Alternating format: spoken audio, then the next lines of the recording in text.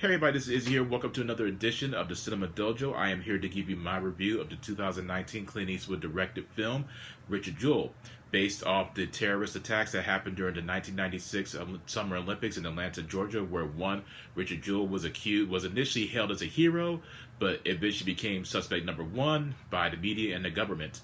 The film stars Sam Rockwell, John Hamm, Olivia Wilde, Kathy Bates, and Paul Walter Hauser. Now, I grew up on Clint Eastwood films. Both my parents were huge Clint Eastwood fans, especially his westerns and the Dirty Harry series. And I still have to believe, in my opinion, that the best Clint Eastwood directed film that I've ever had the privilege of watching was Gran Torino. I think that is probably his masterpiece as far as his directorial features is concerned. I mean, every film that he's done has been drastically different from one another, and there's never been one where he is doing the same thing over and over again. So when I saw that he was directing another film, of course I became interested because, again, Clint Eastwood to me is one of those old school traditional type directors where it's not necessarily relying so much on the CGI or the special effects or the explosions or the action.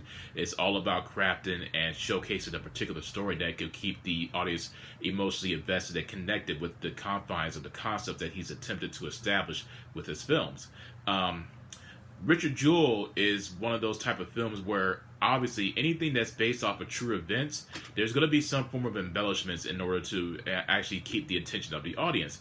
Now, I remember when the 1996 Summer Olympic attacks happened, and it was a very interesting discussion amongst us social studies students, and if I'm not mistaken, there were times where we even had to write a particular essay regarding since it was a current event. And I remember very, very vividly the coverage of the whole Richard Jewell situation. And one of the beautiful things about this film is how it manages to, in more or less, kind of compare and contrast the whole dynamics of how the coverage was in 1996 and how the coverage would be today. And it's very interesting because one of the things I've noticed when I was watching the film is how the news cycle regarding the attacks was very, very obviously very different compared to how it would be today. Back then, you'd remember there was no social media, there wasn't any YouTube, there wasn't any type of Instagram, Snapchat, Facebook, MySpace, YouTube. There wasn't anything where the news was just constantly flowing, where it was just a constant influx of information that was just bombarded the audience. And literally people actually had to go research the facts compared to now, where all the information is coming from all kinds of different directions. And Richard Jewell is the type of film that more or less shines a spotlight on media coverage and how even the media and even the government could get things wrong, and how it's very important for us to more or less come to our own conclusions by researching the facts on our own. It's not necessarily relying on one or two or three or four or five media outlets to give the answers to us.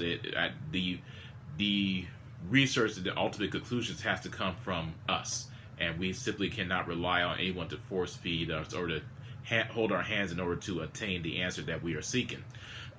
With that said, I have to say I really enjoyed Richard Jewell. I thought it was a fantastic film that just had all kinds of interesting and powerful acting that really kind of gives you an insight on what it must have been like being Richard Jewell when the coverage all kinds of accusations, and the coverage was just completely bombarding him and literally did ruin his life. I mean, they were just all over him. And the acting, once again, I have to give props to the cast. I mean, the cast was absolutely amazing. And when I mentioned earlier how certain docudramas or biopics, obviously there has to be some form of exaggeration in order to kind of keep the audience interested without completely boring them to death. And one source of criticism that I remember reading about this film was Olivia Wilde's portrayal of the reporter that initially broke the story about Richard Jewell being, the prime suspect during the FBI investigation, and how she was portrayed as being something that she wasn't. And again, her performance was very interesting, because I will say this, and it's not necessarily a knock on her, but more or less I will have to kind of do my research about the initial reporter, because her performance in this film was very, I guess, cartoonish to a degree. I mean, she was very over the top. She had this kind of evil, cackling persona that reminded me a lot of Evil Lynn from He-Man. And it's just, it's not to say that she did a bad job. I mean, she really didn't do a bad job. She did an amazing job. But I think it was at that point where obviously Clint Eastwood just most likely told her, hey, be the sleaziest, slimiest, over-the-top type of reporter that you could possibly fathom, and have it and make it as realistic as you possibly can. And she did just that. And in a way, when you think about it, especially when you look at certain news coverage from back in the 90s, for example, you have a lot of reporters who are very in your face, and they weren't necessarily so afraid of any type of backlash, and they would do or say anything in order to attain that story. But she did a great job, and Clint Eastwood manages, even though you already have an idea of how the story is going to end, because, and I don't want to say, I have to say this, most of my reviews, as you know, are spoiler free, so I have to kind of more or less give you a spoiler for this film because it is based off true life events. So anyone who has necessarily who isn't familiar with the story, obviously they could go and read about it because it's something that actually did happen, and it was something that that was all over in media outlets in 1996.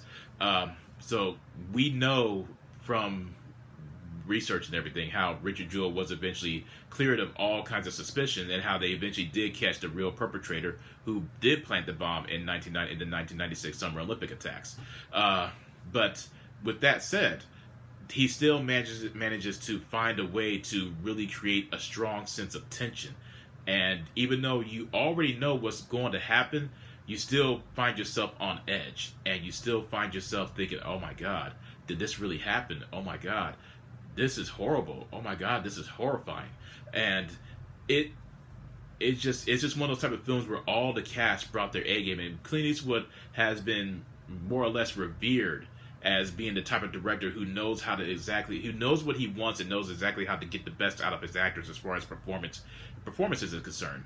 And it's very interesting to note how the coverage in 1996 and how the coverage would be right now is absolutely horrifying, because if Richard Jewell were alive today and say something of this magnitude happened right now, for example, the coverage would be that much more worse, because you have all this form of technology that is more or less allowing the news to free flow at a 24-hour cycle, and it would just be that much worse with Facebook, Twitter, Snapchat, Instagram, and YouTube. It would just be all over the place. And needless to say, the beautiful thing about this film, and I know there's going to be some form of differentiation or maybe disagreements as far as whether or not this film is calling out or putting a spotlight on the media, as you will.